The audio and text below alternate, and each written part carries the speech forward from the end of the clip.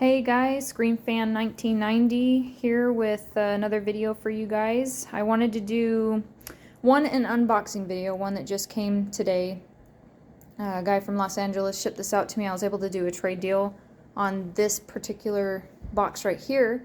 But while I was doing a video last week, I actually did an unboxing of two Flourescent Gen 2s, Cotton Shroud, and if you guys watched last week's video, they had giant holes in the nose, and this whole portion here was cut out on both the green and the pink. And now, while this was really hard for me to try to patch, and no, it doesn't look the greatest, it was really, really hard to do. It took me almost 24 hours and at least, I want to say 30 different layers that I had to do with this material that I found to kind of help. And then waiting for everything to kind of settle, and then I was having some problems, so I had to go in on the inside of the mask and try to reinforce this because the material I was using, it's actually for vinyl, but it was kind of sagging in the middle because I couldn't get it as thick as the actual mask material itself. But anyways, so these masks showed up, and they needed some care. If you guys go back and look at the video, you know, the mouse, you see right here the mouth is nice and glossy now. I was able to do a protective treatment on it. I washed them, scrubbed them in hot soapy water with that OxyClean liquid laundry detergent that I use. Used, you know, some stuff that I prefer to get different paint, like overspray and things like that, random marks and stuff all over the cheeks. I was able to get that off, and they just look like completely different masks. And now I know you guys look at the mouth and you're like, oh, you know, you probably should have left it alone. But the holes were huge, and the pink actually turned out a lot better than the green, because the green had a much larger hole in the mouth, and I actually have to go back and touch this one up because I'm not happy with the finish of it. And it ended up settling a little bit more, some of the material that I found. So there's a little bit of a kind of a dip in the mouth still, so I wanted to go back in and try to fill that in and fix it. So this one's not 100% done yet, but just to show you guys a little bit of an update video on what these masks look like now. I straightened these out, and you know, they had hair and stuff all on fuzz everywhere, and I cleaned them. So I mean, they're looking great. I'm really proud of, especially this pink one. The green one, like I said, I don't feel like it turned out just, you know, as good. I need to go back. It kind of settled in some areas in a way that I didn't like, and the paint isn't matching too well. It's a little bit more of a matte kind of finish in here, so I'm going to go back and do a protective treatment on this, try to shine it a little bit more so that hopefully it matches this. And then this, you can kind of see it in the video. This area dips a little bit more, so I'm going to go back in with some of that material, and I'm going to try to level it out a little bit so that it looks a lot better. So if you get it in the light here, you can, I don't know, it doesn't stand out too terrible. I'm really kind of proud of how these masks ended up turning out. So I just wanted to give you guys and you know, just an updated video on how they turned out from last week's video. So anyways, this let's put these guys away. This box right here was from a guy. Actually, he's not part of any of the Ghostface groups or anything like that. He found me on Instagram, and he was like, hey, you know, I heard that you have, you know, an orange Gen 1, which I did. I had 2 at the time, and he wanted to trade. I told him I was looking for standard Gen 1s. And he wanted to do a trade deal on this, and I was, you know, if you guys have followed me, you know that I am extremely, I've been very cautious of people as of late, and I think it got to a point where this guy started to get a little bit frustrated with me, but it's understandable when you've been scammed multiple times and you really don't know who to, you know, trust in this community, and then all of a sudden this guy comes to you and he's like, hey, how about you trade me this for that? And because I already had an orange Gen 1, I went ahead and I did it. I have a second dimple copy that I don't really plan on parting with, unless, if anybody's watching, has a standard, you know, just nice, hopefully second dimple copy. It's one of the nicest orange Flourescent Gen 1s I think I have ever come across. So, anyways, let's see how this is here. I'm hoping that there's something in the box. Again, hold on. Always hard to do these one-handed. He said he packed it really well, so I got a little nervous when I picked it up from the post office because I'm like, what are the chances that there would be nothing in here? It's always a scary thing doing straight across you know, across deals, nothing on eBay or, you know, money being exchanged, because if something isn't right, then you just kind of lose out on a mask. So set this down here. Well, he did pack it very nicely, so.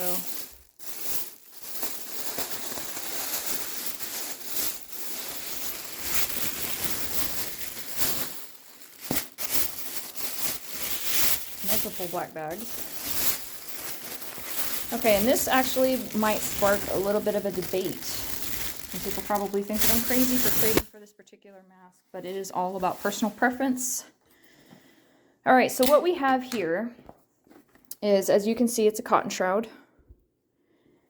And this is the Splotch mold, if you can see it right there. See that mark? So they call these Splotch mold, quote unquote, Gen 1s. And so it has been said recently in the community, if you have a mask like this, that it is not a Gen 1. Some people say, no, it is a Gen 1. I don't give a rip what you say. I am going to be honest. I feel like Gen 1s with certain qualities in mind. A Gen 1, you can't mistake it, okay? And this, to me, is a Gen 1. I understand what some people in the community are trying to say about splotch molds, how, you know, they believe that they came from a different factory. They don't share some of the same characteristics as a normal Gen 1. One thing being right here that they have what I call, they're like score marks instead of a raised tick mark. Your normal Gen 1 will have a raised tick mark. They're all in the same areas. I don't know if you can see that one. Let's see if my phone will focus. There you go. They have them right there at the top of the forehead, and then they have them at each side of the temple. And those were pretty much just indicating marks so that they knew where the tassels need to start and end, and the center point for the seam up here on the top of the shroud. So that, you know, whoever was in the factory sewing these shrouds on, they knew where they needed to start, and it just kind of gave them a reference point. Now, like I said, I am not here to start any kind of debate. Honestly, I really don't care what anybody thinks. I'm going to believe what I want to believe, and you guys are welcome to do the same. It is a free country, so I think that splotch mold masks are Gen 1s. I really do. I think that it's just, like I said before, it's a characteristic. You just look at them, and you just like, you know what, that's a Gen 1. And I recently had a green Gen 1 splotch mold in my possession, and I did give that back to the seller because I didn't like how that transaction went about. And so that was more along the lines of not me saying, hey, you know, you didn't sell me a Gen 1 like you said. It was more above, I guess you could say, about principle. And so I ended up getting a multi-dot. Actually, no, I'm sorry, that's a small dot green fluorescent in trade with that. So that's neither here nor there. Just, you guys, like I said, can believe what you want to believe. I think that this is a very gorgeous mask. I'm going to do a whitening treatment on it. He does have some marks that I really am not too happy about, because the Gen 1 that I sent him, even though I did repair the nose holes a little bit, it was pretty mint. There are some things that I feel like he tried to hide in this transaction that I don't appreciate. Okay, there you go. This being another one that I'm also not happy about right now. But it is still a beautiful mask. I can clean that up.